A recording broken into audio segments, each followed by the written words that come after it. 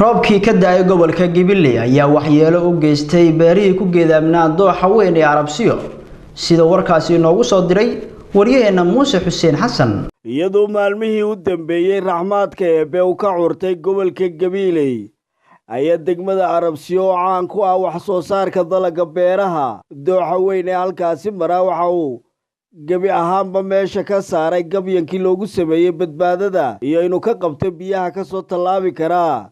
isla markaana waxyeello gaarsiin karaa magaalada bulshaweynta ku hareeraysan dooxa weyn ee degmada Arabsiyo iyo maamulka degmada ayaa si wada jira baaq ugu diray xukuumadda Soomaaliland cid kastoo kala qayb qaadanaysa dhismaha deyrkaasi badbaadada u ahaa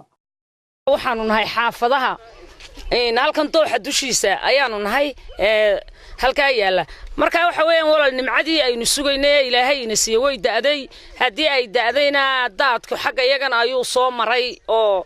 labada dhan xaggan uu maanta maray oo weel imika xaggan uu batay marka waxa weeyaan daadkaasi khatar ayaan ku jirnaa maalintii dhawada cirku daay xaafadaha waanu ka baxnay hadii aanu ka baxnayna ilaahay baa noo gurmado soomu jabin laakiin khatar baan ku jirnaa gabiyan hore mana laayna wax anda dawlaanu layn intiina daadkii baa qaaday magaalada khatar bay ku jirtaa mid walaak mid kale awal doox dhinaca galiyuu mari jiray imka dhinacan uu soo maray hadduu roobkii doraatole roob la mid yimaado magaaladu toos u galaya marka waxaan inaga codsanaa anagoo odayaasha kamid ah odayaasha magaalada waxaan codsanaynaa Arabsiyo iyo degmada iyo magaranaysa gobolka iyo dawladda dhaxwa intaba iyo shicib weynahaba inaan loo gurmado waxaan walaalaha Arabsiyo iyo dawladda dhaxa iyo dawladda hoose iyo ta gobolka ka codsanayna in halkaan laga soo gaaro halkaan ku suganahay waa dooxa Arabsiyo goobtan uu taaganahayna waa halkii ay ku xirnaa gabyanku roobkii da'ay ayaa khasaaro baan ka gaarsiiyay gabankii dooxa oo halis ku haya xaafadaha iyo magaaladaba waad u jeedaan oo gabankii 45 mitir ayaa uu qaaday ceelkii magaalada idinkuna halkan ku yaala isagana uu buuxiyay iyo qasabadihii waxaan doonaynaa insha Allah taala jaaliyada Arabsiyo ee u dhalatay Arabsiyo qurba joog iyo qolqol joogba iyo dawladda dhexe dawladda hoose ee Gibileyba inay gurmad degdeg ah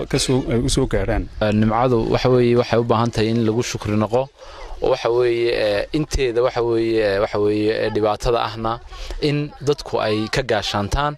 oo ay ka sameystaan waxa in ay gaashaan ka sameystaan meeshan sanad ka hor baan joognay aniga iyo barasaabka gobolka iyo runtii maamulka degmaduba waxay noogeen inuu qayb kamida ayuu qaaday maantana qayb kale ku daray in 14 mitir ku dhow ayuu maanta waxa sida arkaysaan uu soo 45 mitir ku dhow ayuu dhaawac yeelay marka waxa diyaar waxaan u nahay hadaan nahay dawladda hoose aan ku hadlay afka maamulka dawladda hoose degmada Arabsiyo